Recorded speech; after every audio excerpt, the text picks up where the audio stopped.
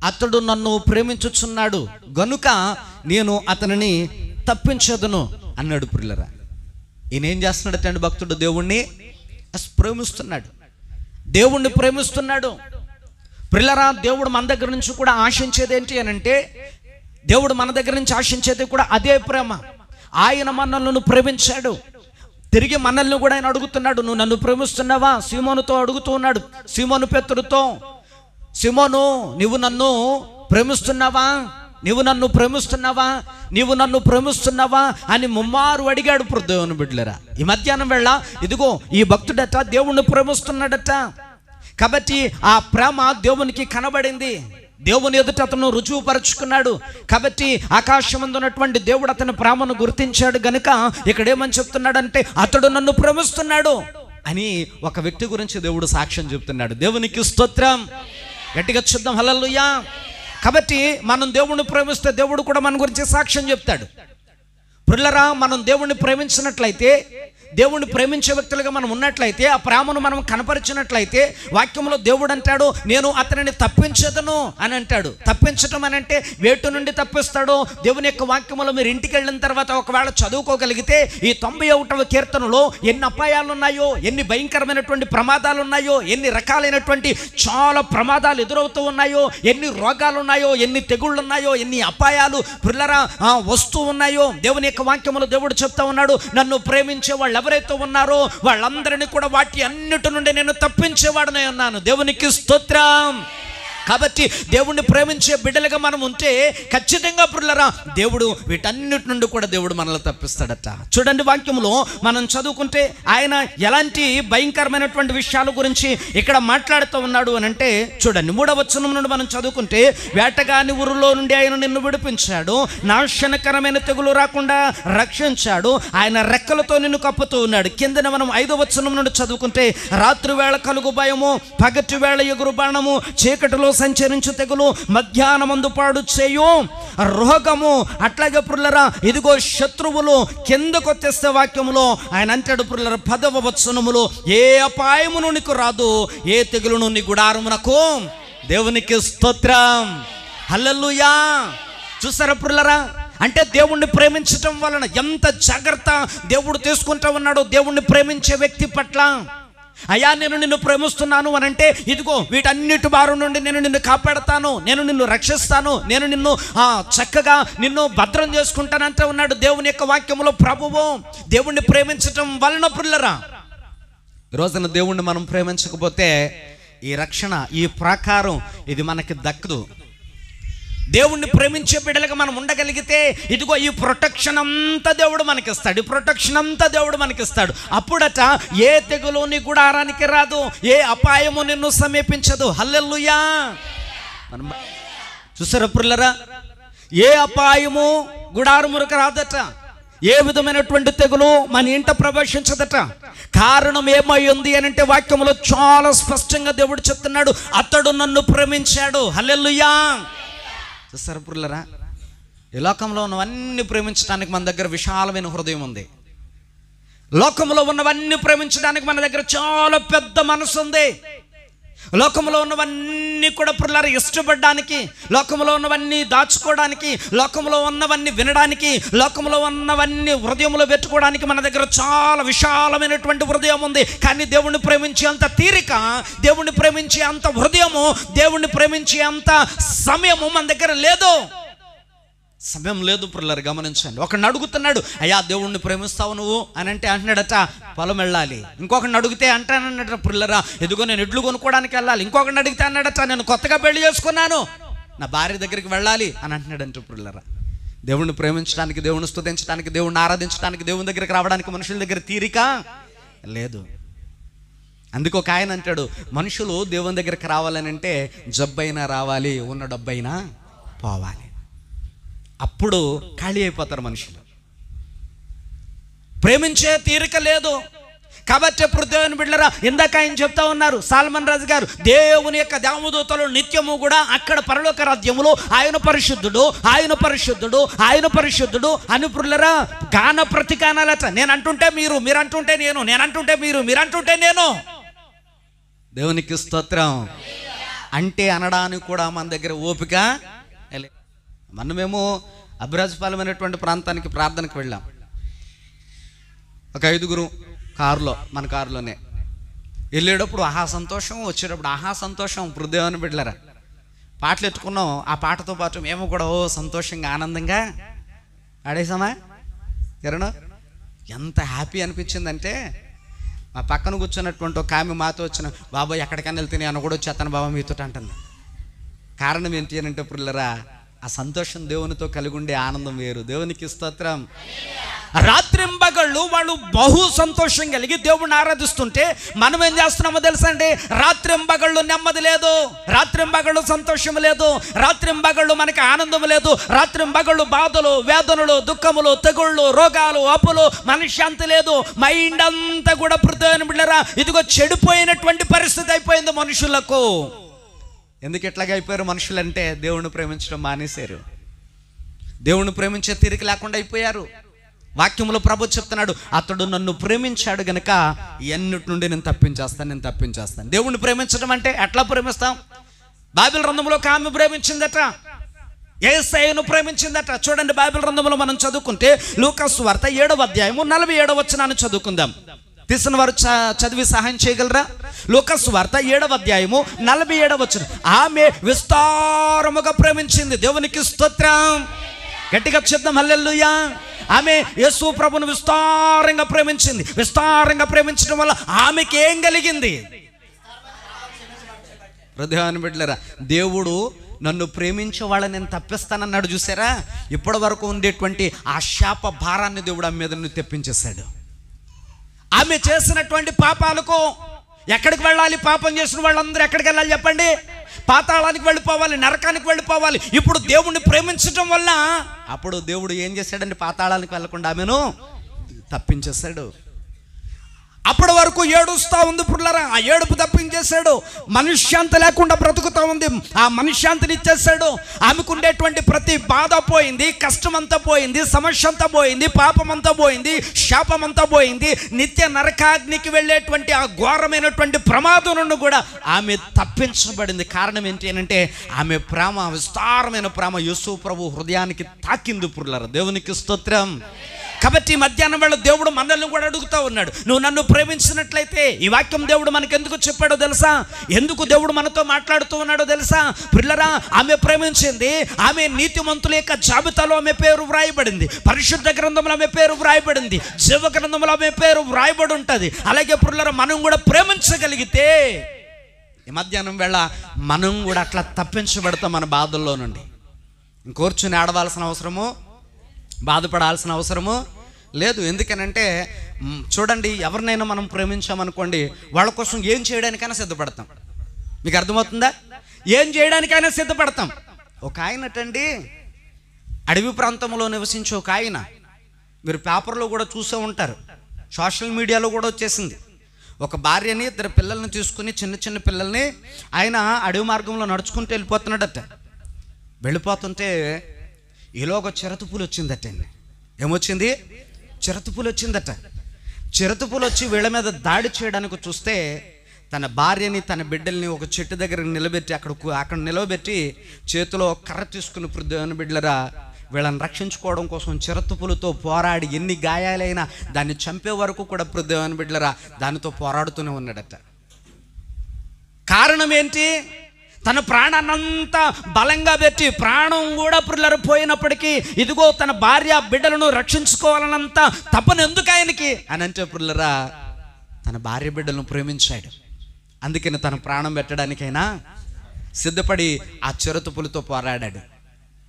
అంటే ఒక వ్యక్తిని మనం ప్రేమిస్తే ఆ ప్రేమను మనం వ్యక్తపరుస్తాం. ఒక వ్యక్తిని మనం ప్రేమిస్తే ఆ ప్రేమ కలిగినటువంటి ఆ వ్యక్తుల వైపు మనం ఏం చేయడానికైనా ఇష్టపడతాం, వాళ్ళకి ఏం పెట్టడానికైనా ఇష్టపడతాం. అవసరమైతే ప్రాణాలకి తెగించి వారికి ఏ రకంగా ఉపయోగపడాలో, ప్రాణాలకి తెగించి ఏ రకంగా సహాయం చేయాలో, ప్రాణాలకి తెగించి ఏ రీతిగా ప్రతిదినం వారిని కాపాడుకోవాలో, ఏ రీతిగా మన ప్రేమను వ్యక్తపరచాలో అన్ని విధాలుగా మనలో ప్రేమ ఉంది కనుక పుల్లరా వాళ్ళ మీద ఆ ప్రేమను వ్యక్తపరుస్తూనే ఉంటాం.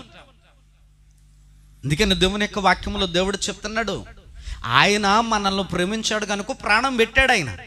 మనం కూడా ప్రేమిస్తే తప్పిస్తాను అంటూ ఉన్నాడు పుల్లరి వాణ్ణి. ఈ బాధలన్నిటి నుండి, బాధ్యతల సమస్యలన్నిటి నుండి కూడా ఎంత బాధ్యత తీసుకున్నాడో చూడండి. కేవలం మనం ప్రేమిస్తే చాలు. ఆమె విస్తారమైన పాపాలు చేసేసింది. ఎన్ని పాపాలు చేసిందో! నోటితో పాపాలు, చేతులతో పాపాలు, శరీరం అంతా పాపమే. ఆమె జీవితమే పాపం, ఆమె బ్రతుకే పాపం, ఆలోచనే పాపం, కంటి చూపే పాపం, నడకే పాపం, చేతలే పాపం.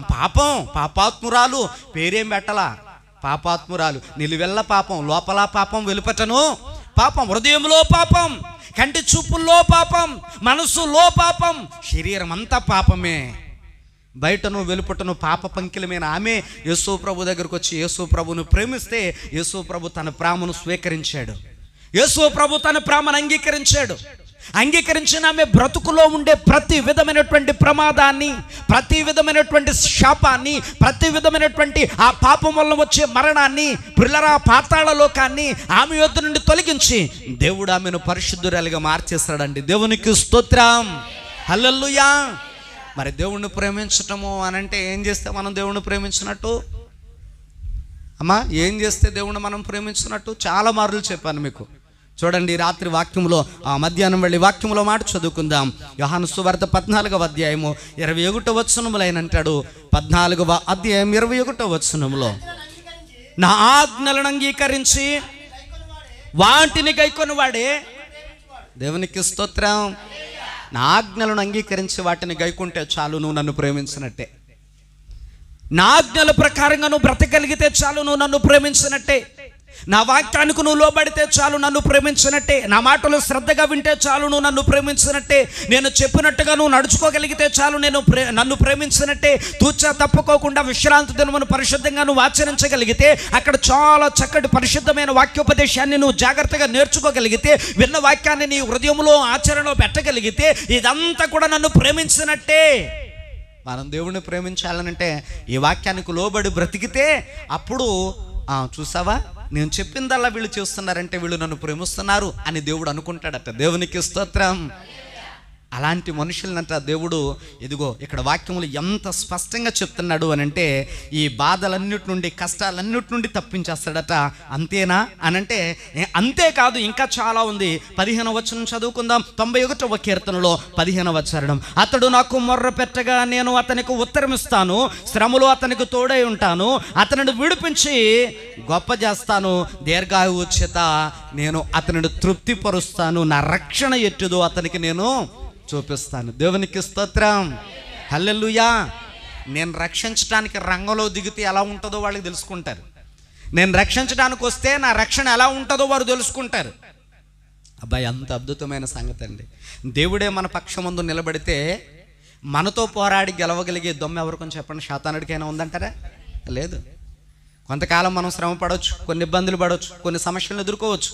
కానీ దేవుణ్ణి ప్రేమించే వ్యక్తులుగా మనం గనక ఆయన వాక్యానికి లోబడి జీవించగలిగితే ఖచ్చితంగా ఒకనాడు మన కొరకు ద్వారాలు తెరవబడతాయి. రక్షించడానికి ఆయన హస్తము కురచకాలేదు, మన దగ్గరకు వస్తుంది. హల్లెలూయా. కాబట్టి మనం ప్రేమించే వ్యక్తులుగా ఉండాలి. వాక్యములో దేవుడు అదే మన దగ్గర నుంచి కోరుకుంటున్నాడు. రెండవది ఏంటి అని అంటే, ఇక్కడ వాక్యములో మనం చదువుకున్నాం కదండి, 14వ చరణములో 91వ కీర్తనలో, అతడు నన్ను ప్రేమించుచున్నాడు గనుక నేను అతనిని తప్పించదని అన్నాడు. రెండో మాట ఏంటంటే, అతడు నా నామం ఎరిగిన వాడు గనుక నేను అతన్ని గణపరచదును అన్నాడు. మొట్టమొదటి ప్రేమించాడు గనుక అన్నాడు. ఇప్పుడు ఇంకేం తెలుసుకోవాలి మనము? ఆయన నామం ఎరిగిన వాడు అన్నాడు. అంటే దేవుని నామం గురించి మనకు తెలియాలి.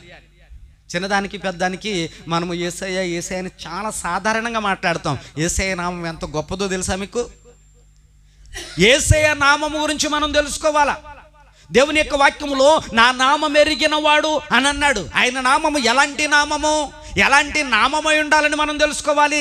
మాట్లాడితే చిన్నదానికి పెద్దానికి యేసయ్య, యెహోవా, తండ్రి, నాయన అని మాట్లాడేటువంటి మనలకి ఆ విలువ తెలియదు కనుక ఆ శక్తి మనం పొందుకోలేకపోతా ఉన్నాం. చూడండి, బైబిల్ గ్రంథంలో ఏమని చెప్తున్నాడు? అపోస్తుల కార్యాల్లో 4వ అధ్యాయము 12వ వచనాన్ని ఒక్కసారి మనం చదువుకుందాం. అపోస్తుల కార్యాలు 4వ అధ్యాయము 12వ వచనాన్ని చదువుకుందాం. తీసిన వారు చక్కగా చదివి సహాయం చేయండి. ఈ నామమునే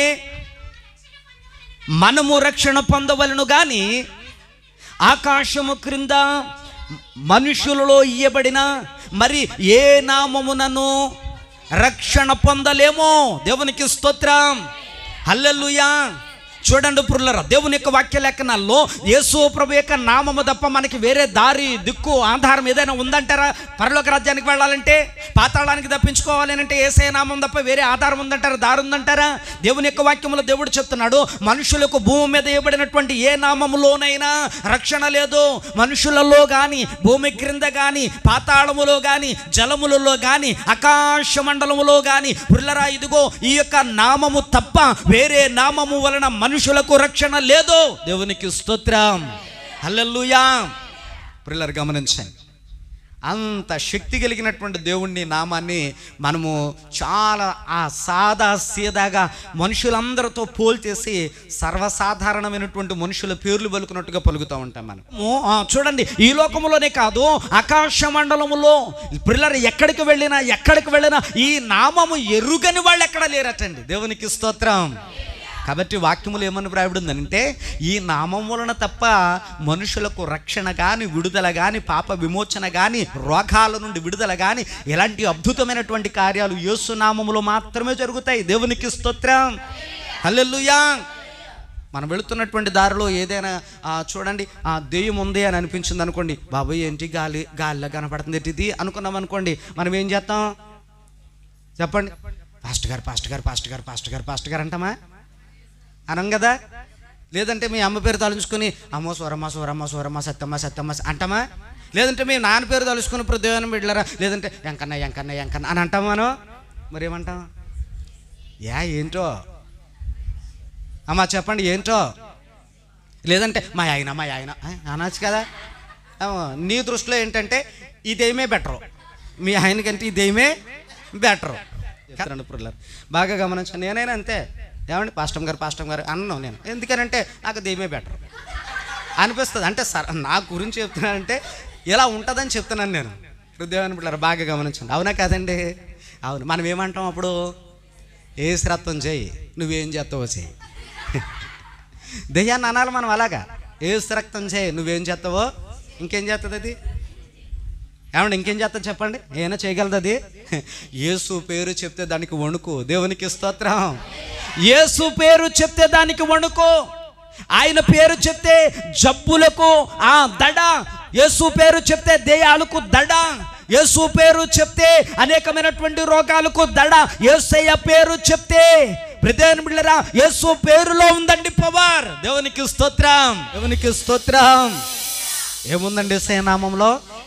ఓకే రైట్, యేసయ్య నామములో శక్తి ఉంది. కాబట్టి ఇక్కడ దేవుని యొక్క వాక్యములో దేవుడు చెప్తున్నాడు, ఆ శక్తిని తెలుసుకున్నాడట ఈయన. ఎవరు?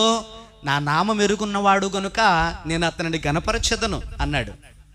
దేవుని నామం ఎంత ఘనమైనదో, దేవుని నామం ఎంత గౌరవింపదగినదో, దేవుని యొక్క నామము ఎంత శక్తి కలిగినటువంటిదో చూడండి. గొప్ప గొప్ప వాళ్ళ దగ్గరికి వెళ్ళి ఇప్పుడు దేవుని బిడ్డలారా, ఉదాహరణకి మామూలుగా మనకి ఏదైనా ఒక గౌరవప్రదమైనటువంటి మంచి అధికారం కలెక్టర్ గారు వచ్చారనుకోండి.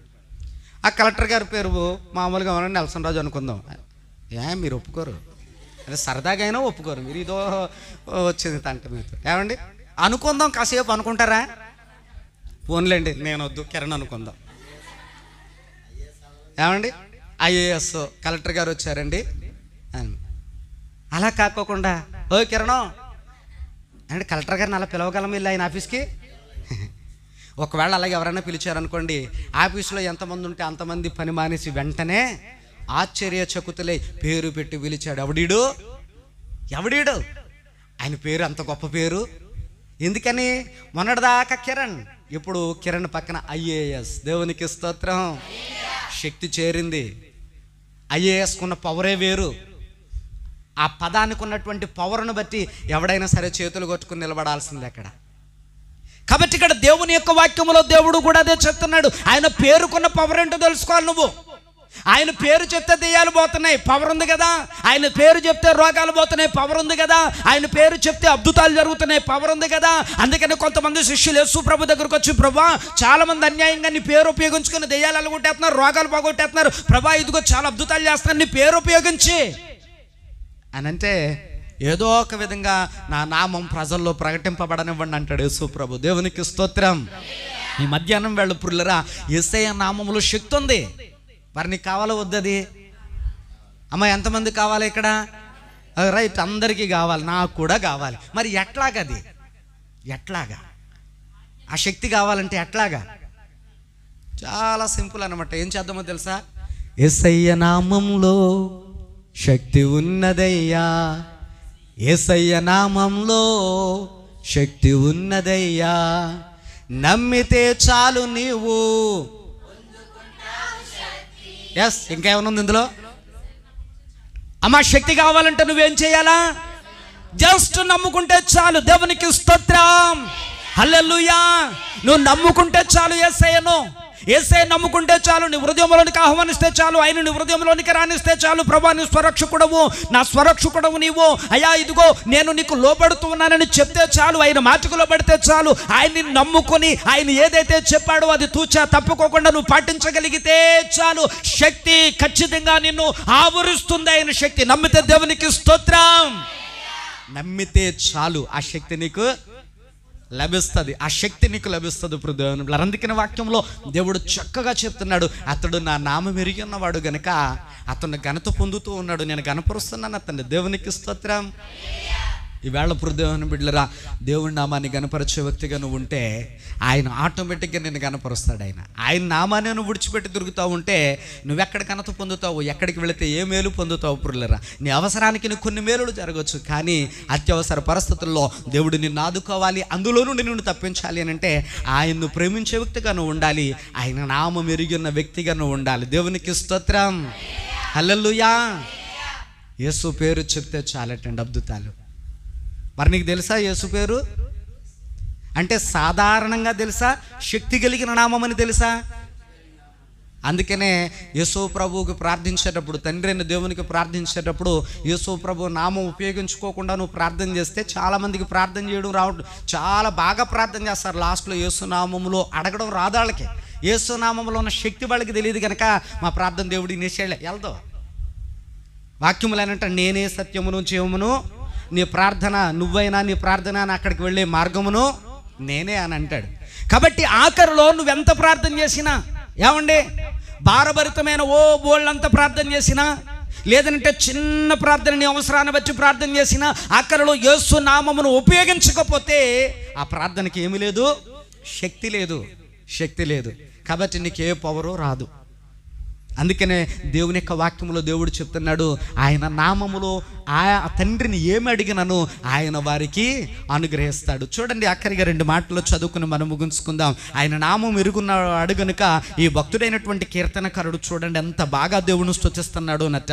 చూడండి, కీర్తన గ్రంథంలో 69వ కీర్తన 30వ చరణాన్ని ఒక్కసారి మనం చదువుకుందాం. 69వ కీర్తన 30వ చరణములు ఏమని వ్రాయబడిందండి? ఎలాగట్టండి? కీర్తనలతో నేను దేవుని నామమును స్తుతించెదను, కృతజ్ఞతాస్తుతులతో నేను ఆయనను గణపరచెదను. దేవునికి స్తోత్రం. చూడండి, భక్తుడు ఎంత చక్కగా ఆయన మాట్లాడుతున్నాడంటే, ఇప్పుడు దేవుని బిడ్డలారా, కీర్తనలతో నేను దేవుని నామమును స్తుతించెదను, కృతజ్ఞతాస్తుతులతో నేను ఆయనను గణపరచెదను. కృతజ్ఞతాస్తుతులతో నేను ఆయనను గణపరచెదను. బిడ్డలారా, నువ్వు ఎప్పుడైనా నువ్వు దేవుని సన్నిధానంలోనికి వచ్చినా, ఒకవేళ దేవుని మందిరంలో ఉండి నువ్వు ఇంటికి వెళ్ళిపోయిన తర్వాత అయినా, పనిలో ఉన్నప్పుడైనా, నువ్వు ప్రయాణంలో ఉన్నప్పుడైనా ఈ రీతిగా నువ్వు దేవుని స్తుతించావా? ఈ రీతిగా నువ్వు దేవుని నామాన్ని గణపరిచావా? దేవుణ్ణి స్మరించుకుంటూ ఉంటావా? అప్పుడప్పుడు మా పాస్టర్ గారు నన్ను పిలిచి, ఏంటండి మీలో మీరు మాట్లాడుకుంటున్నారు అని అంటూ ఉంటుంది. అమ్మ, నేను మాట్లాడుకోవట్లేదు, దేవునితో మాట్లాడుతున్నాను. అమ్మ, నేను నీతో మాట్లాడట్లేదు, దేవుని పాట పాడుకుంటున్నాను నేను. దేవుని బిడ్డలారా, ఎప్పుడైనా అలాగూ నువ్వు దేవుడి నామాన్ని స్తుతించావా? ఇక్కడ భక్తుడు అంటే ఉన్నాడు, పిల్లరా, నేను నా దేవుడి నామాన్ని స్తుతిస్తున్నాను కీర్తనలతో, కృతజ్ఞతాస్తుతులతో నా దేవుడి నామాన్ని నేను మహిమపరుచుకుంటూ ఉన్నాను. దినమెల్లా రాత్రింబగళ్ళు అవకాశం ఉన్నప్పుడల్లా నా నోట దేవునికి స్తుతి ఉంటుంది అన్నాడు. దేవునికి స్తోత్రం, హల్లెలూయా. కానీ మనం ఇక్కడికి వచ్చినప్పుడు మాత్రమే దేవుని స్తుతిస్తూ ఉంటాం. లోకంలోనికి వెళితే అందరిని తిడతానే ఉంటాం, అందరి గురించి కుండాలు చెప్తూనే ఉంటాం, వాళ్ళ మీద వీళ్ళ మీద పోట్లాడుతూనే ఉంటాం. వాళ్ళ గురించి వింటానే ఉంటాం. సినిమాలు మానం, సీరియల్ మానం, ఏ విధమైనటువంటి అబద్ధాలు మానం, మనం భూలోకంలో చేసేటువంటి ఏ పొరపాట్లు మనం మానం. మన జీవితం అలా పోతూ ఉంటుంది పిల్లలు. అందుకనే ఇన్ని కష్టాలేమో నా జీవితంలో. భక్తుడు చూడండి, దేవుణ్ణి ప్రేమించాడు. ఆ భక్తుడు దేవుడి నామాన్ని బలంగా ఎరిగి ఉన్నాడు గనక దేవుడు అంటూ ఉన్నాడు, అపాయమా, ఆపద, కష్టమా, శ్రమ, శోధన ఏది, అన్నిటిలో నుండి నేను నిన్ను తప్పిస్తాను. దేవునికి స్తోత్రం. అంత గొప్ప నామం ఎరుగున్నాడు గనుక ఈ భక్తుడు పుల్లర స్తుతించకుండా ఉండలేకపోతున్నాడు, గణపరచకుండా ఉండలేకపోతున్నాడు, మహిమపరచకుండా ఉండలేకపోతూ ఉన్నాడు, కొనియాడకుండా ఉండలేకపోతూ ఉన్నాడు. ఏం చేస్తాడటండి దేవుణ్ణి? అమ్మ చెప్పండి, దేవుణ్ణి ఏం చేస్తాడటండి? స్తుతిస్తున్నాడు. ఎందుకని దేవుణ్ణి స్తుతిస్తున్నాడు అని అంటే, ఈయన తెలుసుకున్నటువంటి గొప్ప సత్యం, ఇలాంటి నామము కలిగిన దేవుడు మరెక్కడా లేడు. ఆయన అంటాడు కదా, ప్రదేవని బిడ్డలరా, నీలాంటి దేవుడు లేడయ్యా, నీలాంటి దేవుడు ఎవరయ్యా ఈ జగమందు. చూసారా పిల్లరా? అంటే ఈ జగములో అలాంటి దేవుడు లేడని తెలుసుకున్నాడు. ఆ పేరు కలిగినటువంటి దేవునికి ఎంత గొప్పతనం ఉందో తెలుసుకున్నాడు. అందుకని ఆ దేవుని నామాన్ని స్తుతించకుండా ఉండలేకపోతున్నాడు. హల్లెలూయా, గట్టిగా చెప్తాం హల్లెలూయా. కాబట్టి ఇక్కడ దేవుని నామాన్ని స్తుతిస్తున్నాడట కీర్తనలతో, దేవుని నామాన్ని మహిమపరుస్తున్నాడట కృతజ్ఞతాస్తుతులతో. చూడండి, ఆఖరికి ఒక మాట మనం చదువుకుందాం. 118వ కీర్తనలో 28వ చరణాన్ని ఒక్కసారి చదువుకుందాం. ఈ మాట చదువుకుని మనం ముగించుకుందాం. 118వ కీర్తన, నీవు నా దేవుడవు, నేను నీకు కృతజ్ఞతాస్తుతులు చెల్లించెదను. నీవు నా దేవుడవు. దేవునికి స్తోత్రం. దేవుని నామం ఎరుగుంటే నువ్వు అనాల ఈ మాట, నీవు నా దేవుడవు, నేను నీకు కృతజ్ఞతాస్తుతులు చెల్లిస్తాను, నీవు నా దేవుడవు, నేను నిన్ను ఘనపరుస్తానని నీవు అనాలి మాట. ప్రిల్లరా, మరి ఆయన నామాన్ని మహిమపరచడానికే వీలుంటా వస్తావు, వీలు లేకపోతే మానేస్తావు. మరి ఈయన నామం గొప్పదని నీకు ఎలాగ నువ్వు గమనించగలుగుతున్నావు, ఎలా నువ్వు చేయగలుగుతున్నావు ప్రిల్లరా?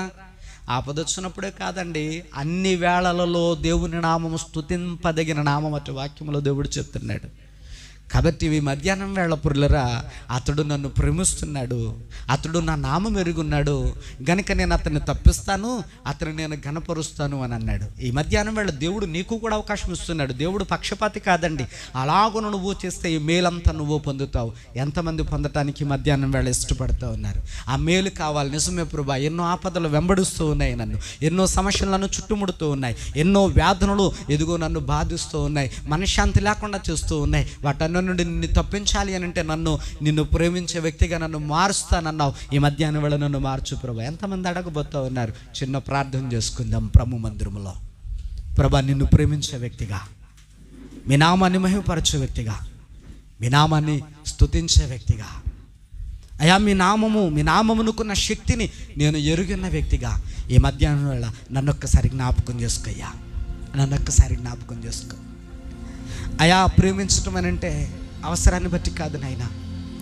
ప్రేమించటం అంటే నాకు ఆపద వచ్చినప్పుడు కాదు, నా యేసయ్యా అని నీ నామాన్ని పిలిచేది నాకు అవసరం వచ్చినప్పుడు, నాకు బాధ కలిగినప్పుడు, నాకు దుఃఖం వచ్చినప్పుడు, నాకు సమస్యలు వచ్చినప్పుడు కాదు అయా. నిత్యము మీ నామాన్ని ప్రేమించే వ్యక్తిగా, నిత్యము మీ నామాన్ని మహిమపరిచే వ్యక్తిగా, నిత్యము కూడా నన్ను జ్ఞాపకం చేసుకో ప్రభా అని చెప్దామా? మనము అందామా? మనం మనోటితో ప్రేమిద్దామండి, ప్రేమిద్దాం, యేసయ్యను ప్రేమిద్దాం. ఎన్నో ప్రయోజనాలు ఉన్నాయి యేసయ్యను ప్రేమిస్తే. మనుషులు ప్రేమిస్తే ఏముందండి? మోసం. మనుషులను ప్రేమించి మోసపోయావా? మనుషుల మాటలు నమ్మి విసుగుపోయావా? ప్రేమించిన వారే నేను మోసం చేస్తూ ఉంటే తట్టుకోలేకపోతున్నావా?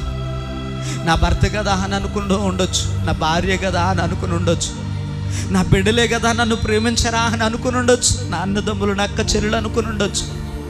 కానీ ఈ ప్రేమలేవి యేసయ్య ప్రేమకు సాటి రావు. యేసయ్య ప్రేమ లాంటి ప్రేమలు లోకములో ఎక్కడా నీకు దొరకవు. ముదిమి వచ్చు వరకు నిన్ను ప్రేమించి ఎత్తుకునే గొప్ప ప్రేమైన ప్రేమ. అలాంటి యేసయ్య నువ్వు ప్రేమిస్తే ఎన్నో ప్రయోజనాలు ఉన్నాయి. అలాంటి యేసయ్యను నువ్వు ప్రేమిస్తే ఎన్నో అద్భుతాలు ఉన్నాయి, ఎన్నో ఆశ్చర్యాలు ఉన్నాయి, ఎన్నెన్నో గొప్ప కార్యాలు నీ పట్ల జరిగించాలనుకుంటున్నాడు యేసయ్య. నన్ను ప్రేమిస్తే నువ్వు రక్షించబెడతావు, నన్ను ప్రేమిస్తే ప్రమాదాల నుండి తప్పించబెడతావు, నన్ను ప్రేమించడం వల్ల ఎన్నో గొప్ప ప్రయోజనాలు నీకున్నాయి, మేలులున్నాయి, ఆశ్చర్యమైన కార్యాలు నీకున్నాయి అన్నాడు నా యేసయ్య. ప్రేమిద్దామా యేసయ్యను?